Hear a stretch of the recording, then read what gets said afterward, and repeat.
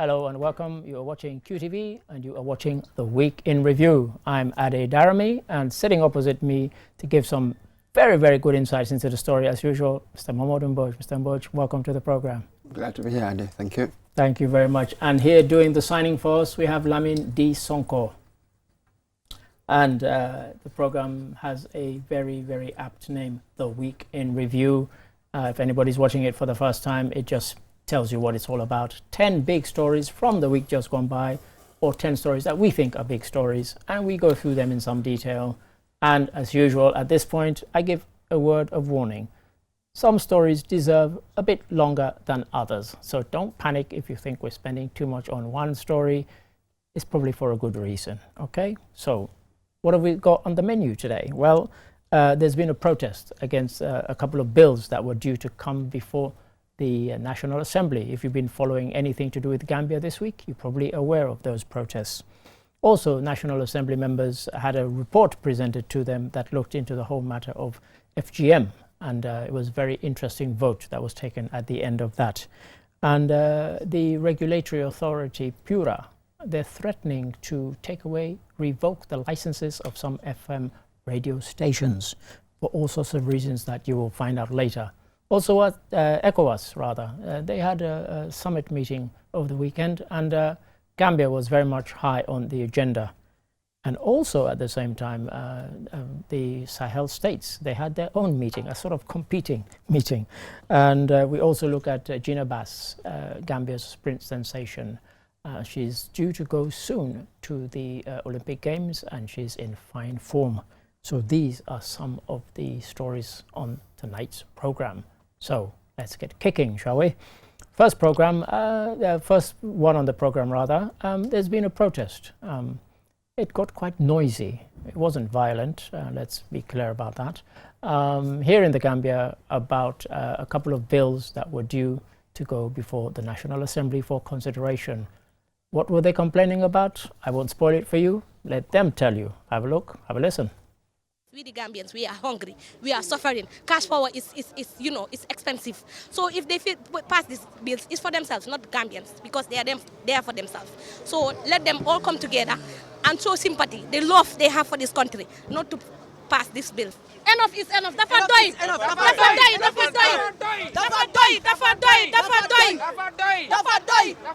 We say no to the bill. No.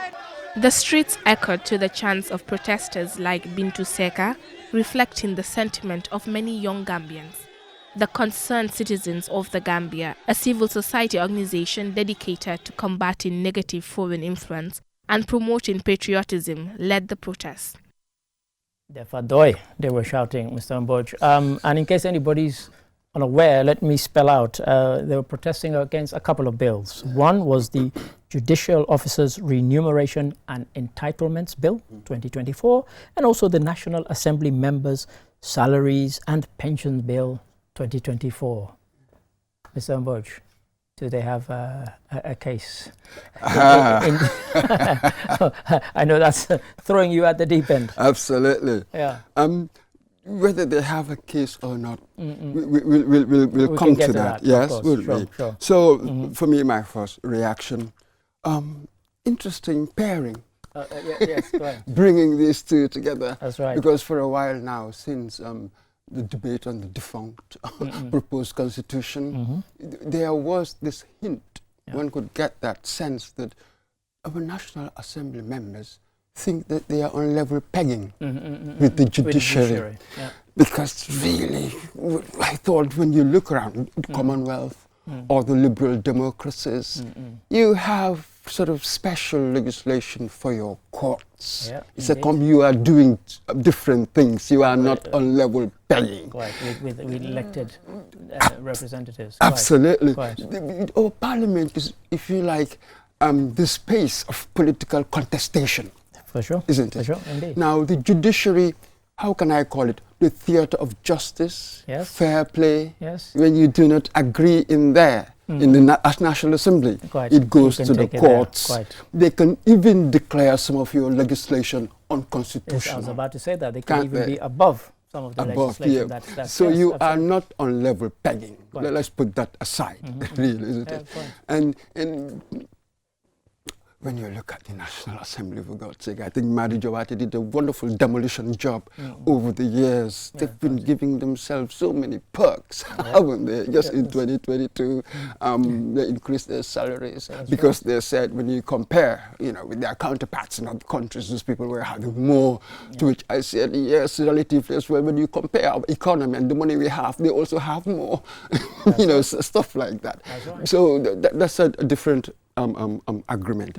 I was just happy here that they gave them the permit. I've just been very, very worried about that aspect. That's right. Because really, when I write to the police, in many ways, I'm giving you notice. You know what I mean? I'm not asking for your permission. And really, we understand the exceptions. Yeah, quite. No right is absolute. Right. The security and all of that stuff, but the threshold must be so high. Absolutely, the threshold must be really very, very high. So this is the key, and maybe even some refusals might be subject, I think, to judicial review. Yes, indeed. You can even do that. There we go back, to the courts, that sort of thing. Yeah, sure. So this is the key. It was a good thing they let them, and I didn't see any violence, to be quite honest. Noisy? But you expect protests to be. They'll be chanting and doing all sorts of things. It's not a weight, and that. But maybe they should think about that idea, the person who was speaking there, that both of them should be dropped. There's a good reason, and even with the entitlement, the judicial one, the Judicial Officers Remuneration and Entitlement Bill, even with that, it was the 1997 Constitution really that said that the Judicial Service Commission should look into the terms and benefits and all that sort of thing. And there should be an act of parliament towards that end. So this is really what it's doing. That's what it's doing. Well, what they seem to be saying is that we're all feeling the pinch, we're all suffering. Why should these people have special rights and entitlements that the rest of us, we all have to suffer? It seemed to be the argument, really. And they felt that, what had been published as to what, the likely entitlements were, they thought they were excessive, and that's what many of them seem to be objecting to. And legitimate point. I mean, really, if you really love your country, as that woman said, and we are all suffering, we are all in this together. That's an absolutely legitimate point. But this is the key. The other argument as well, to take care of the judiciary, that is also a legitimate point. So you have two contending ideas, two contending positions here. You know what I mean? So which one goes depends on what we do, but both are really legitimate. Yes, really. I have to put it that way. Well, this is it, and we'll see whether it was meant to be heard this week, but they've kicked it into the long grass, and it might be heard next week. But it was meant to come before the Assembly, and whether they ran out of time conveniently or actually did, we're not sure. But it's likely to come up again next week because it was on the list of bills that were going to be considered this week, but in the end it wasn't. So I guess we'll wait and see whether it does come back. I suspect it will in the next week or so. Absolutely, but I'm sure some people will also wonder, there are other bills that should be considered.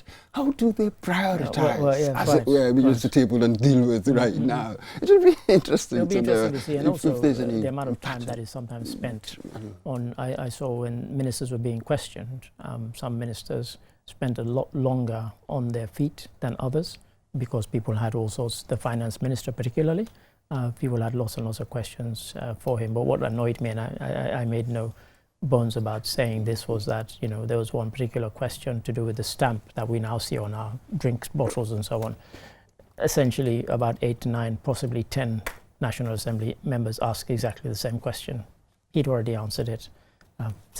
But we'll see whether these bills come again. The art of the question. Indeed. Unbelievable. But thank you for that, Mr. Mboj.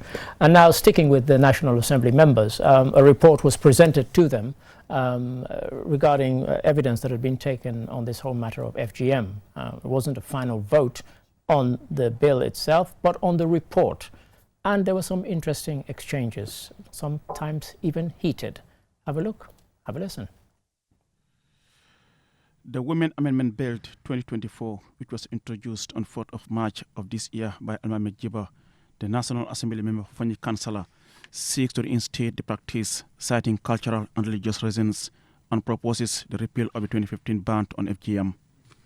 However, this move has been met with strong opposition from activists and human rights organizations who argue that the practice is un-Islamic and that reversing the ban will be a major setback for women's rights and undermine years of progress. Mr. Mboj, since I've come to the Gambia, I don't recall whether a bill or anything that's gone through the parliament has so divided either the National Assembly members or the public as this one. Is it cultural, is it religious, has been the argument.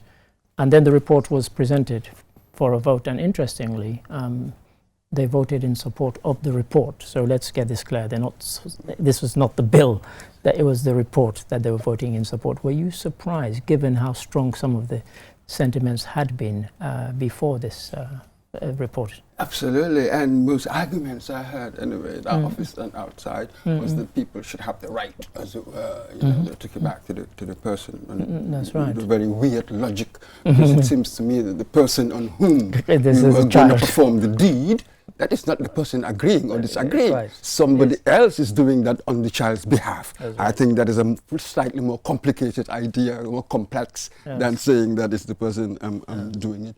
No, I wasn't surprised in the end. We've talked about it here. The cost. So I'm not surprised at the committee stage. They've seen the sense in it. And then afterwards when they voted, wasn't it 34? That's right, yes. Against 17 against. That's right, and a couple of abstentions. Yes. And a couple were absent as well. And stuff like that. But so I it's quite a wasn't divide. surprised. Yes, so this will perhaps give us an indication of when it goes to the final vote. I think it will go back. Yes. When it does that, we will retain the law. I suspect the law will be retained, but what was also interested in, one of the committee members was quite angry about the one, and somebody said that, this was agreed. You were part of the committee that agreed that this was going to be the report, and now you've come to the House for whatever reason, and you're challenging it, and not only challenging, you're disagreeing with the report, the very report that you helped compile. Absolutely. Who was it that said, well, it's my mind, I can change it? Absolutely. She had a change of, change of heart. Well, at a parliament, especially in our kind of situation here, you're bound to get the voices of progress, the progressive voices, and the reactionaries. Yes. As it were. So to my mind, I just reduced everything to that. The more progressive minds and the regressive, the reactionaries. That's exactly what I will call them. And they deserve their time on the floor. Well, this That's is it. Well, so and in case anybody's wondering, the crucial date is the 16th of July. yes. Is when it will really come to the crunch that people have to vote on it, and I guess we will see, and that's just a few days away. Are they, some ideas are really dying to be discarded. This might be one of to those. my mind, this is really one of them. You know what I mean? Our great grandparents might have done, they did, but be careful. Some groups did, others didn't. Well, so our story is complex. Yeah, so sometimes when you listen to them, they tell you this is our tradition. Whose tradition? They make it as if we all did. That isn't true at all. It has always been a mixed picture. This is it, and that's the reason why we always talk about the Gambia's rich and diverse cultures. That's it. Because they're not all the same. Absolutely. So let's not pretend. That's it. So that means if I have the FGM ban in place, I am not necessarily going against my culture. Quite. You know what I mean? In the broader, in the larger sense. Absolutely. Sure. So in the end, really, common sense, humanity, progress at least prevailed in the vote. Indeed. And let's hope that's the case. But thank you for that, Mr. Mboj. And now on to another matter. And now we're all part of a TV channel, and we're bound by a regulatory authority, PURA, Public Utilities Regulatory Authority. And this week, they issued what took many people by surprise, a notice saying that there were some radio stations, particularly, that were flouting the rules and were in danger of having their licenses revoked. This is important because the deadline we gave was 10th of July. And I'm sure everyone is wondering what is going to happen after 10th of July. A regulator, we have to perform our task and our job according to the dictates of the law. Yesterday, I had a phone call where somebody asked me, so are we supposed to stop operation altogether because of the notice that we've sent? I had to inform him, no, you're not required to stop immediately because that wasn't a revocation of your license. We are working by what the law provides. It was a notice of our intention to revoke. Now that we've received a lot of applications and representations made, within the deadline, we are now going to go back and review these applications and representation made, and we are going to make a decision on them. Following that, those that haven't submitted anything or made any representation, I also want to inform you that we've also gotten the approval of the Minister of Information to revoke those licenses. Now, I have to be honest here. I played that clip to the extent that you heard it because a lot of the questions that people had been asking me were answered in that clip. Does this mean they have to stop broadcasting today? Does it mean they have to this, that, they have to that? I think that clip encapsulated it all. But Mr. Mboj, some had stopped broadcasting and apparently they're meant to inform Pura if they do so. Some had carried on broadcasting without renewing their license. How can such a situation happen? Absolutely, but such forgetfulness. Yes, and but you know, sometimes these things happen. So for me, my concern is how Pura deals with it. Indeed. You know what I mean? Because in the real world, you're bound to get all sorts of things, isn't it? That's really what society is. Well, so is fine. Yeah. So they've decided to enforce these right. regulations. Yes. So this is it. So for me, the key really for these regulatory bodies is about fair play. Sure. Isn't it? So there, what she said, yeah. it appears as if they're applying the principles of common fair sense play, well. common sense. Yeah, You really right. have to apply common sense. Sometimes it's about the spirit of the law, Sure, not the letter of it. That is, you know, occasionally show a bit of imagination, as it were. So we'll see what happens, even though it means that some will close, isn't it? Well, those who have not responded, as it were. Well, you're quite, because you've been given an opportunity to respond, and some of them have put mitigating circumstances as to why it was. As you said, we're human beings, people can forget these things, and unless there's a kind of, because if you're given a license for 5 years, for example, you're not sitting there watching the 5 years tick down to when you have to renew, you know, just as a kind of random example.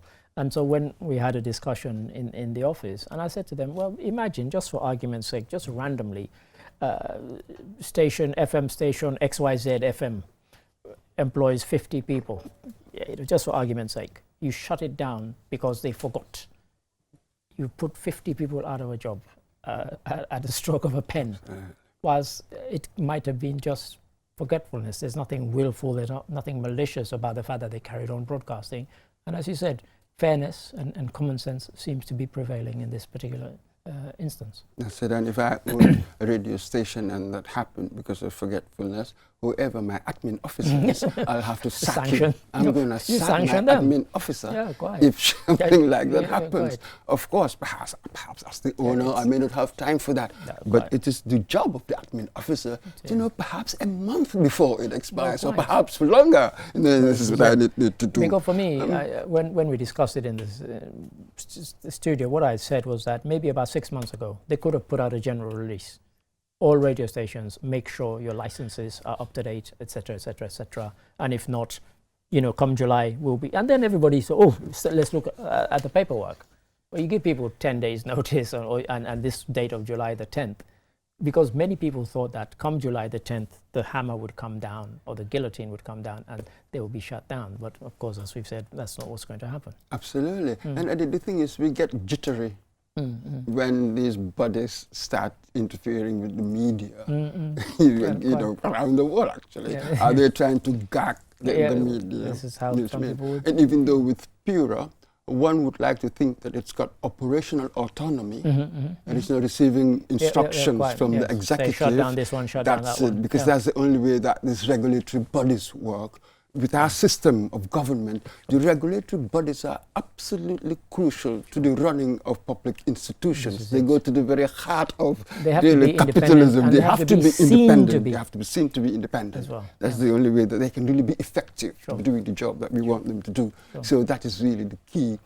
Do we apply principles of fair play in our decision making? And then, yes, those who deserve to be punished, they should be punished. That's how these systems work. That should work. That's it. Otherwise, nobody will take them seriously. That's it. Thank you for that, Mr. Mboch. Now to story number 4, a very different story. ECOWAS, Economic Community of West African States. They met recently, and one of the things that was very high on the agenda was the ECOMIG. That's the mission in the Gambia. They're still here, and they're trying to think, should they still be here? Have a look, have a listen. The summit, attended by President Barrow and other sub-regional leaders, was convened under the chairmanship of Nigeria's President Bola Tinubu to discuss the latest developments in the sub-region. In a final communique, the authority tasked the mission to evaluate the current security and political situations in the Gambia and Guinea-Bissau concerning the status and operations of the missions. In 2017, ECOWAS deployed its troops to the Gambia following the political impasse. 8 years on, the troops continue to remain in the country amidst the ongoing security sector reforms. The authority urges the government and stakeholders of the Gambia to expedite the adoption of a new constitution.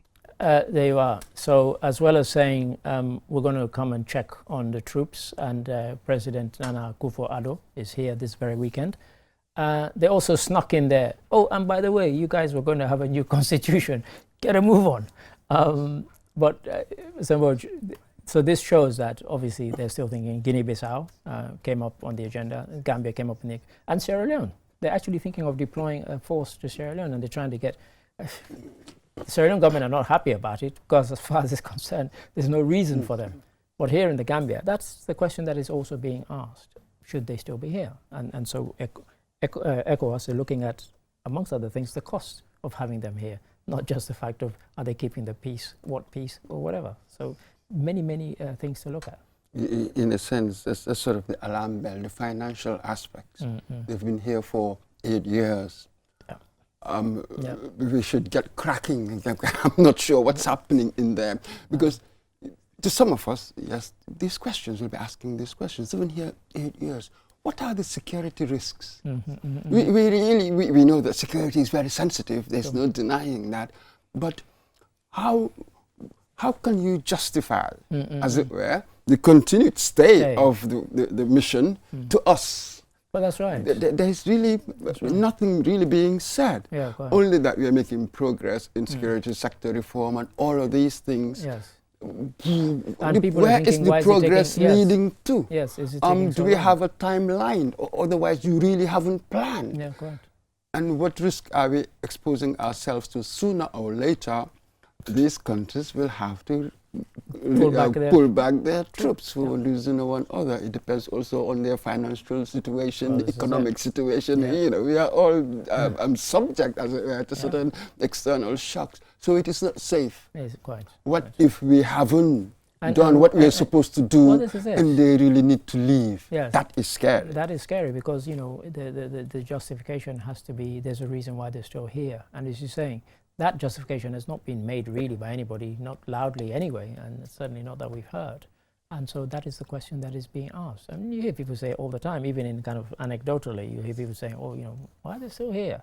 And then somebody say, what, they're still here? Because it's not as if we see them all the time. They're in certain key locations. And I think scale down, of course. That's right. Seriously, but the question does need to be asked, 8 years on, should they still be here? And if so, why? That's it. And when you listen to government officials sometimes, they give this picture that they've made massive strides, you know, in their reforms, as it were. That's right. And yet, not massive enough, as it were. Because I think for me, 8 years, if it gets to 10 years, people will think, well, they might as well be permanent, because there's a kind of element of, you know, 8 years and we still haven't got our act together enough for them to leave and leave us to manage our own affairs. So it appears that there's more to it than meets the eye. Yeah, quite. So, It seems so that's it'll be what interesting it to is. see what Nana Akufo-Addo's report says, because part of the visit isn't just a kind of state visit, it's an assessment visit as well. Yep. What are they doing here? And they will ask the soldiers themselves, do you think you're still needed here? And it would be interesting to eavesdrop on that and hear what their own assessment of that is. And that's it. And how they put in there the Constitution. Well, that's right. They got in the Constitution there. You know how the It's West just- does it. Yeah. You better make a move here. Yeah, quite. Otherwise, we will withdraw. No, quite. that's how they do it in diplomacy. This That's is how it. politicians do it. And- So I wonder if that was Yeah. the sort of deal. Hey, look, we gotta make a move. Yeah, Hurry quite. up with this one. Yeah. Otherwise, This one might suffer. this one might suffer. Well, thank you for that, Mr. Ombuch. And takes us to story number 5, which will also take us to the midway point of this program. Gina Bass. Gina Bass, let me get it. Gina Mariam Bass Bitte, as we're now getting used to calling her, Gambia and Africa's 100 and 200 meter champion recent years. Yes, little Gambia, in case you're watching this and you don't know. She's proven herself over the years and she's about to head for her 3rd Olympics. But she was here in the Gambia on a very brief visit for a very good reason, and she got a wonderful welcome. Have a look, have a listen. QCell, the Gambia's most innovative GSM company, has been assisting Gambian youths in a variety of fields, including sports, particularly football. QCell has now committed to supporting athletics. Ami Cisse, Senior Manager with QCell Marketing, expressed pleasure in collaborating with Gina Mariam Bass Bitte. Very happy to be here, very proud to be Gambian, and very honored to be standing next to Gina Mariam Bass. I think this is a great initiative by QCell, and I don't think there's any other company that is better suited to partner with Gina than QCell. And there we heard, amongst others, we heard Ami Cisse of QCell Marketing talking about Gina and how proud she is. And I have to say, this is something that came through from a lot of Gambians that I spoke to. They really were filled with a sense of pride when you look at what Gina has achieved and over the years. And it's not just, she's not a flash in the pan. This has been for a number of years. Oh, absolutely. For how long have we been hearing about Gina? Yeah, quite. You've seen the progress over the years, Yes. and you know that she's putting in so much hard work into what she does. Training with people like Talu. Talu, Marie-José Talu, great rival. The great on the track. rival, absolutely, and that sort of thing. But quite. it's a wonderful thing that you have Gambian companies stepping up with these sponsorships, really helping the athletes out. Not just athletics, but sports generally, or even in entertainment, as it were, in the creative and industries. So right. yes, so that's a very good thing. In fact, people are wondering, oh, she's got the Olympics coming up. What was she here for? Well, she came to sign a deal to be a brand ambassador for QCell. But it gave the Gambian public an opportunity to actually show the love and respect that they have for her and the pride that she has engendered, really, by her fantastic feats on the track. Absolutely, and there's nothing wrong with coming back for a few days and going. In fact, the Kenyan athlete Kipyegon, who recently smashed the 1500 meters and won the Diamond League, went to Kenya and will be going back soon. So similar thing. You need to kind of unwind. It shouldn't just be training all the time. Like that. So Absolutely. And she seems set. She's got a target. She has a target, and she's not being over ambitious. Yes. She said, at least I want to get to the final. Yes. She was talking about the 100 meters, but she probably also thinks about the 200 as well. And the way they've staggered them this time, they've allowed people, because they're aware that some of those who compete in the 100 might also want to take part in the 200. So they've made it so that they can do both for the men and the women's races. Absolutely. Yes. And recently, she ran sub-11. Well, 10.98, and you know that if you want to progress, get among the medals, just to the final, you have to run sub-11. She'll probably have to improve her PB. Really, she'll have to break probably the African record. Absolutely, but which is Marie-José Talu. So But what a platform. Fantastic. At the Olympics. The place to do it. And she seems to be in good form. She seems to be in good form. So recently, absolutely. Because when she broke sub-11, was just, 2 months ago? That's I was told by right. our sports correspondent, and when she won one of the Diamond League races. And she won one of the Diamond League that races. made people sit up and think, who is this person from the Gambia? So she seemed well primed. Sure. Going into the Olympics. Yeah, and we look forward to her races there, and we wish her all the best, and we wish she comes back with a medal, preferably the gold, but we'll accept any. How was it said earlier? Senior Basler. Exactly. Quite. Sure. Thank you for that, Mr. Mbooj. And that takes us to midway point and a break. And after the break, we will have 5 more fantastic stories, so don't go away. Stay tuned.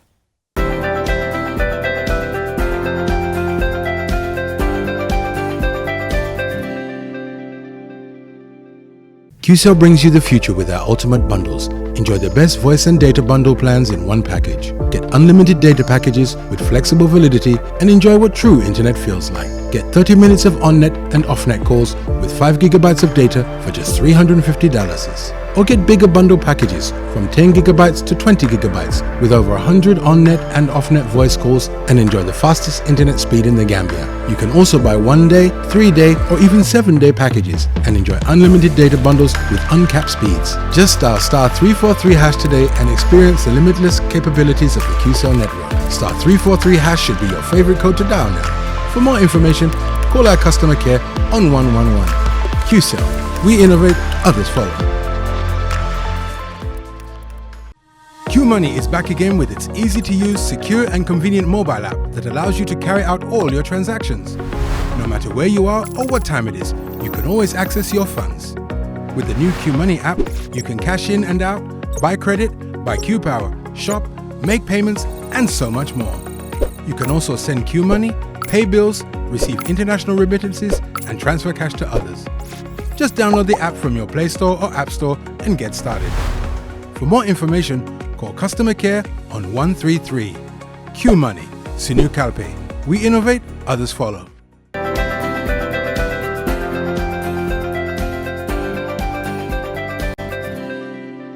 And hello and welcome back. What do you mean welcome back? Well, for some of you, you're just tuning in and you've missed 5 stories. For others, they caught those 5 stories and thoroughly enjoyed them. But if you're just tuning in, there are 5 cracking stories still to go. So hey, chill, relax, okay? And the next one, we had ECOWAS earlier in the program. And this one is another ECOWAS involvement, and it concerns the 3 breakaway states, Mali, Niger, and Burkina Faso. What's it all about? Have a look, have a listen. In a significant geopolitical shift, the first summit of the Confederation of Sahel States was held in Niamey, Niger last Saturday. The military regimes of Niger, Mali, and Burkina Faso, who have all withdrawn from ECOWAS, signed a treaty to formalize their new alliance. The move marks what they say is their definite and irreversible break from ECOWAS. Significantly and pointedly, their summit coincided with an ECOWAS summit in Abuja, Nigeria. The new alliance aims to enhance cooperation in various sectors such as security, agriculture, energy, and transport. The Confederation, set to be led by Mali for its first year, will also focus on strengthening sovereignty and reducing foreign influence, particularly from France, which they have distanced themselves from in favor of alliances with countries such as... And there you heard it. Now, if you don't follow them, go online, RTN or MTN, the Niger one and the Mali one particularly. They post stuff every day, Mr. Mbooj. Yes. And this time it seems as if they mean it. Now, we use the phrase, particularly, I guess it's apt as they are French-speaking, rapprochement, that ECOWAS is trying to kind of come to some sort of accommodation, and they've appointed Diomaye Faye of Senegal. He's young, these guys are young, and they think maybe you speak the same language and they don't mean French. You might be able to talk to them and possibly talk them around into going against this, but they seem quite set on forging ahead. But there's a harsh reality around the corner, isn't there? That's it. And with Diomaye, there appears to be certain ideological overlaps, as it were, Sure. a bit between that's them. right. Absolutely, it is. I've just been wondering with these guys, first alliance now, it has morphed into the Confederation of Sahel States. Yes. I thought, so you're only inviting Sahel States? What about if somebody else wants to come in? So then I wondered, at what point would they drop the Sahel and it's just the Confederation of African States? In other words, what is the mileage? Because, you know, I'm imagining here, there might come a time when even other governments might want to join them instead of ECOWAS. Well, how much of a threat is it? Yes, yes. What mileage have they got because in what's there? interesting is before they formed this, kind of tried to formalize the alliance, they did make the offer to Guinea-Conakry, and Mamadi Doumbouya rejected it, not in any brutal way. He just said, we're not interested. We're forging ahead with our own path. But yes, they all thought, obviously, we're all led by military juntas. Perhaps you might like to join us. And he said, thanks, but no thanks. Absolutely. Yes, Guinea might say no, but somebody else could come and say yes. So this is that space of uncertainty. That's really where I am. How much of a threat is this? Yes. What are the key indicators? I do not know. What's been interesting, I've seen people kind of celebrating it because of the way they're rejecting the West and rejecting France particularly, but then they're embracing Russia. That's another topic and another matter. But I said in the kind of lead up to this about the harsh reality. When you look at the facts and the statistics, the greatest trade that these countries currently do, even before their coups, was not with each other. They're with other African states and with the wider ECOWAS. Now, if you're shutting ECOWAS out by saying we're leaving ECOWAS, you've not got enough trade to sustain yourselves between each other, unless, of course, they're selling their uranium and stuff to Russia and everyone else. Then that will bring in foreign exchange. But you know, the reality is you're surrounded by all these other states that you traditionally trade with, and now you're shutting them out. It seems almost like a suicidal move, doesn't it? Yeah. But as they say, necessity is the mother of invention. Now we've put ourselves in this situation. You'll be surprised so much with what we've been missing because we had not focused on it. We had not really looked within to see what we can do. But now suddenly we find ourselves in this situation. How do we make it work? One hopes that they're perhaps thinking like that sort of thing. But you are absolutely correct. This is suicidal. This is madness. They've been saying it. Even the movement, free movement, that they were having, all of that. People who need visas, as it were, to travel from these countries. Massive, massive gamble they're taking here. What a brave idea. But this is it. How much of it is mere bravado? You know what I mean? And sooner or later it will fizzle out like a flash in the pan, really. But maybe that's another side. This is the pioneering move of something else much bigger. I think it could go either way. It could go either way. I used the phrase an improbable alliance. I was thinking of Gambia, by the way. Gambia has survived. The improbable nation survived. The improbable alliance might very well survive. We just do not know. So that is really where we are at right now. Really uncertain. I do not know. Yeah, but thank you for that, Mr. Mboch. And now on to something that's very close and dear to my heart, the Gambia Information and Communication Technology Agency. What's that? Well, it's been launched and it's going to oversee the kind of digital future of the Gambia, which we've all accepted is everybody's future and one that we need to get on board. What's it all about? Let someone tell you. Have a listen. Nasise Mare Nakurang, Vice Chairperson of the JICTA Board of Directors, detailed the agency's critical role in spearheading the nation's information and communication technology ICT initiatives. The Gambia ICT Agency, or JICTA, is an initiative born out of a need to harness the power of information and communications technologies to transform our government's operations and services. This transformation is not just about adopting new technologies. It's about creating a seamless, efficient, and inclusive digital environment that benefits every citizen. And there we heard from Mrs. Marina, and she was talking about the agency, Mr. Mboch, that's going to be formed, that's going to oversee this digital future that we all talk about. And for me, as I said, I have an interest. It's something I've always been passionate about, and I've always said, unless we have something like this, an agency that oversees it, that's not a government ministry necessarily, then it can't really work. And now it seems we're slowly getting our act together by forming this agency, which will now oversee this, what we hope will be a wonderful digital future. Absolutely, and we hope that an efficient agency. Yeah, For a very long time, Yeah. we've been having these public bodies that have really been not been efficient in the way they do their work. And we all know that, hence, you know, our so-called institutional reform, Yeah, the correct. institutions to work. Yeah. So hopefully with this one, the new one, perhaps with sort of buck the trend, as That's it right. were, not like before, and be an efficient one. Because absolutely, this is the future. We need to start dealing with it right now. Yeah. Everywhere, sooner or later, you can't move without technology, as it were, that sort of thing. You know, There's really no two-way about it. We all know that. We just want an efficient implementation of Yeah, well, this is things, it. of policies and the like. Yeah. We are often not very good with these organizational aspects. We are very good with the starting things, Well, this is it. but the sustainability element. So that's really any agency, I think that should be the focus. How Sure. can we be more sustainable, efficient Sure. doing our work? Yeah, right. And, Really? and, you know, as I said, I welcome it because, you know, it's something that we can't just talk about, we have to do. And we've gone beyond the talking. We've had endless seminars and conferences and workshops around this sort of thing. Now, at least it seems they're moving in the right direction. They've established this agency, and this agency will say, look, this is how you do it. And we've based that on best practice that we've seen elsewhere, and it can work here.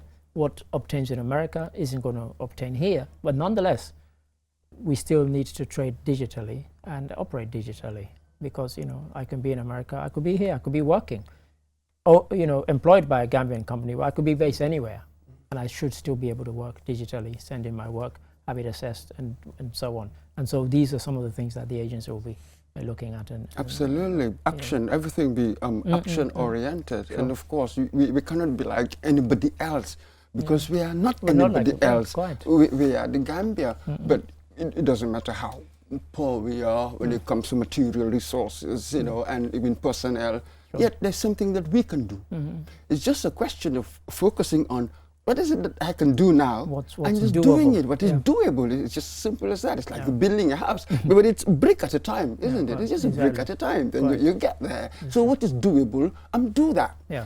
So for me now, sometimes when you come and tell me I do not have resources, I do not have this, I do not have that, I said, granted, but you have to What work do you right have? now. What do you have? What is it? Work with that. Otherwise, let's just disband the place. If you cannot work at all, then close the place. Exactly. But if you're working, there is something that you can do. Just do it. That's it, just do it. I think that's Nike's thing. Well, thank you, Mr. Mboch. And that takes us to story number 8. And again, you're going to say, oh, this Darami guy, he's got these biases and he's letting them leak into the program. I confess. This one is about waste management, particularly plastic waste management. What are we doing about it? Let's hear from the Minister. Few weeks to come, I will submit to Cabinet the National Action Plan on reducing plastic waste for the first time in the history of the Gambia. During the report, we were able to, we informed that 2021 alone, the Gambia, wasted about 22,000 tons of plastic. That is what we have in our environment. This includes both single-use and multiple-use plastics. So the plastic ban that was in 2015 needs to be reinforced, but not only to reinforce, to have also policy guidelines that will also support in recycling, managing them, and making sure that the use channel is being also electronized to make sure that they are adaptive to the environment. We heard it from the Minister's mouth there. Mr. Mboch, you and I can go out to buy a can of coffee or a jar of coffee, and they'll put it in a plastic bag and give it to us. Sometimes I say to them, it's all right, I'll carry it in my hand just because, but sometimes I don't do that. I might have quite a few things and I will carry the plastic bag. We've been talking about this ban, we're not serious, and now it seems way down the line, down the road, we're now finally coming with a national action plan, and not just a policy, but a plan, which tells me that it's about delivering, it's about, as you said, just doing it, rather than just talking about That's it. what we were saying, action. You gotta have an action It seems plan. finally we might be getting there. You know, she's about to present the paper and we hope it's accepted in its entirety. The point we made in our previous story, I think it is also applicable It is here. here, yeah. Not long ago, Ade, they were enforcing that plastic ban. in shops and everywhere. Yeah. What happened? This is what we were talking about. Yeah. We can start things, but because you do not have a mechanism, a truly sustainable enforcement mechanism, then the ad hoc interventions will run out of steam This is it. very quickly. Because, you know, the plastic bags, they're not manufactured here. No. So somebody imports them. Why not stop them at the point of importation so that they don't get distributed? Somebody imports them and then they get distributed to all these shops. And, you know, even yesterday I went to a shop and gave me a plastic bag. And I said, well, last week you gave me a paper bag. He said, oh, we've run out of those. And so this is where we find ourselves. We are net importers of plastics, as it indicated in our story there. Yeah. So when you really want to stop something, you approach it from different angles. What kind of plastics can be banned, as it were, and then where does enforcement come in? Sure. You have this multi-pronged sort of approach to really because dealing with a social issue, because social there are different ills. types. I There mean, are different initially types, it was going to be the single-use Yes. plastic that were going to be banned, and then they had the heavier ones that you could use time and time again. And those ones, even though they're not biodegradable, at least you could use them for months, if possibly even for years. But the other ones, you use them once literally and you throw them away. And we've seen it, and we've seen the dumps, and we've seen the mountains of them. And finally, we seem to be getting to a point where we're saying enough is enough. This has to stop. Well, the policy must be coherent, the action plan, and then we keep to it. Let's make it sustainable. Let's make it sustainable. I mean, this is really the only way, and it requires leadership. Sure. So we hope the minister will provide the kind of leadership, Sure. and then the tough-mindedness. This is it. Because in this area, what needs to change is just so much. Yeah. We are used to doing things in a certain way. Yeah. Now you want to break the mold. You know what I mean? Yeah. You break the mold and reset it. Yeah, it's quite. Anybody who wants to achieve anything, that's really what you need to do because of what we are used to. How do you break that? That's the kind of leadership now we are looking for. So, Minister, it's over to you. Thank you for that, Mr. Mboj. And now on to a completely different subject, but a very important one. Gambia is about to have its first ever maritime school. Yes, you heard me right. Have a look, have a listen. And to us, it's our land at Bakau, Cape Point.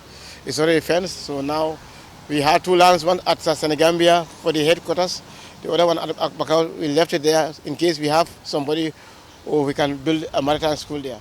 Fortunately for us, this summit has come, and we are grateful that they are willing to work with us, and they are going to build the place as soon as possible. I hope, hopefully, it will start in the next 3 months. We'll be training nearly 500 seafarers in different areas of the maritime industry, starting from marine engineering, nautical science, marine catering, and the ratings.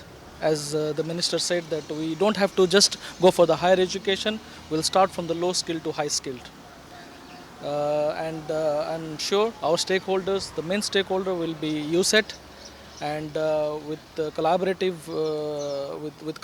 of USET, we'll develop all types of training. So Summit, in collaboration with USET, will be building this maritime school, and they hope it will be up and operational by next year. And we have the Atlantic Ocean, and we have a river running through the country. So we should have had this a long time ago, but I guess we rejoice that we're about to have it. And it seems that, because I looked up Summit, and they've been involved in this kind of stuff for quite a while. They're not new to the game. So they seem to be a good partner to have for the Maritime Administration. Of course, and our trade is connected through shipping. Yeah. You know what I mean? So it's a no-brainer. Really. In many ways, it's not. And the fishing. And they were going for the gamut, as you said, from the yes. ratings right up to the kind of the higher level of you know, training. So yeah, absolutely. And I wonder how much would it affect how we do fishing afterwards. I mean, that I hope that there will be something there for it. So yes, of course, nice. The more colleges, institutions of learning, higher learning in all areas. Sure. That's really the beginning. You have to build the right institutions. Yeah. Then you create the right personnel, the right expertise, as it were. Yeah. Then you begin to start you begin to do things for yourself instead of relying on external help and all the rest of it. Well, this is it. And to be encouraged, because this comes on the heels of the kind of greater focus that we're putting in engineering. We had the Nigerian lecturers come over because there's a gap there for us. We don't have those people who can lecture in that particular subject. And then now we have this. So it seems as if we're building capacity in these areas that were kind of lacking. So one that I'm looking forward to. Absolutely. And I wonder, sort of with this expertise, how much they can help in, the environmental degradation that's going on here, as it were. Would it be part of it as well? With climate change, how vulnerable we are. Perhaps, this is the right time to have the right expertise, because we have massive environmental issues, big ones, related to the sea, that hopefully we can get expertise from here and deal with it in our way. Fingers crossed, eh? But thank you for that, Mr. Mboj. And that takes us to our final story, and it's a somber one. It was estimated that over 89 people, possibly more, drowned off the coast of Mauritania. Some of them were from the Gambia, including one who was known to one of our reporters, a neighbor of one of our reporters, no less. Have a look at this report. The boat was bound for Europe and, according to survivors, had at least 170 migrants on board. A further 70 people are said to be still missing, and 9 people, including a 5-year-old girl, were rescued. The boat capsized off the coast in the Atlantic Ocean, about 4 kilometers from the country's southwest city of Diego, the state-run news organization said. More than 5,000 migrants died while trying to reach Spain by sea in the first 5 months of this year, or the equivalent of 33 deaths per day, according to Camidano Frontras, a Spanish charity. Arrivals to the islands also scored 5 times to over 16,500 from a year prior, according to Spanish Interior Ministry data. The routes crisscrossing the Sahara Desert northwards from West and East Africa are thought to be twice as deadly as the Central Mediterranean route, where more than 800 people are thought to have drowned this year, the United Nations reports. And there we heard, it seems in some ways we don't go more than a week without hearing of a tragedy of this sort. And as I mentioned there, one of our colleagues said that one of those who drowned in this incident was a neighbor of his. And I play this because I hope that somebody will see it and say, this is not, but I suspect I'm wasting my time. Because it's a daily thing that these boats try and set off, or actually do set off, don't they? Adi, I was reading an article the other day about what attracted people to Hollywood. Then the author said, you see, 99.9% will fail, but that 0.1 that succeed, they keep the dream alive. It's an extraordinary situation. I read similar things here as well. This is it. All these disasters you're telling people will never deter them, because some they do make it. I will be the I one will be the one that will make it. get That's just the human mind. It's extraordinary. Sure. So this is an extremely difficult situation. I don't think we have any ideas, because I think that with these things, what one can do, if he had a strong deterrent, you know what I mean? Yeah, perhaps gradually people will begin to see that I can't. The door is sort of narrowing. It's, we're shutting the door. Sure. Then maybe they will concentrate and begin to do something else. Yes. But it's not really that effective, because they are always going. They're always because going, we keep getting this accidents all the time. So they're still going. So this is the key. This is a very, very difficult one. People will keep on going. I do not know this, I do not know malaise, do not know what to call it. I do not know when it will run its course. Yeah, go on. You know what I mean? I suspect that if ever it will, this back here, would it run its course? Just before we came on here, I read a very long article on the BBC, and people could find it easily enough on the BBC, and it was called Should I Stay or Should I Go? And it was about Nigeria. And this is a huge country, and yet you had people who are graduates saying that, my only hope is to leave my country. and they had no interest in staying in Nigeria, which is so vast. You might think, you might not get something in Lagos, you might get something in Abuja or in Kano or somewhere else, but they weren't even considering that. They were considering leaving the country. And so, as you said, there is this drive which is beyond logic and reason and so on, that says people, they've conditioned themselves to think the only way I can succeed is if I leave my country. And that's one of the things that drives people, isn't it? Interestingly, you see, we're talking about this, the backway phenomenon now, but wasn't it Ali Mazrui in his Ruth lectures, was it 1979, talked about the crisis of habitation. It's extraordinary. Now we're just seeing perhaps extreme forms of that crisis, but this is something that's been there. It's somehow we've not managed to create the kind of environment in which people would want to stay. Yeah, well, this is it. It's extraordinary. And you do wonder, it's probably beyond all of us to kind of solve it, really, because there'll always be this need to migrate for some reason or whatever. And you have people who are highly qualified. And the reason they might migrate might be because they're not getting the kind of pay that they think they deserve. So you have routinely Britain coming to Ghana, Nigeria, Gambia, Sierra Leone, recruiting doctors and nurses when we badly need them here. And they're going to get paid 10 times what they're getting paid here. Why wouldn't they go? So things like that. So you realize, so that's it. So those with the talent, as it were, the profession, there's something that you can give them. Yeah, you use the front way. And the others use the others, absolutely. Literally the back way, as we call it here, or the irregular way. Yes. And that's kind of seen, because even the ones who've gone the irregular way and have even menial jobs, what they're earning and can send back, it ends up being quite a bit and can sustain their families here. And Eddie, the doctors and the rest, yes, they may not get quite what they would have if should they be in England or America, but relative to what others are getting here, could have lived here perfectly well. Or at least reasonably well. But there's something else that also makes them want to go. So it is much more than merely economics. I think that we're focusing so much on economics, but I think that misses this phenomenon of wanting to leave, this crisis of habitation, written about since 1979. There you are. It's deeper than that. It's deeper than that. Thank you, Mr. Mboj. And the subject is deeper than that, and we could spend a whole hour talking about it. But it brings us nicely to the end. It just leaves for me to say thank you, Mr. Mboj, for your interjections. And to Lamin Sonko, thank you for your interpretations and your translations. Thank you very much. And of course, to the viewers, thanks for watching. Until the next time, goodbye.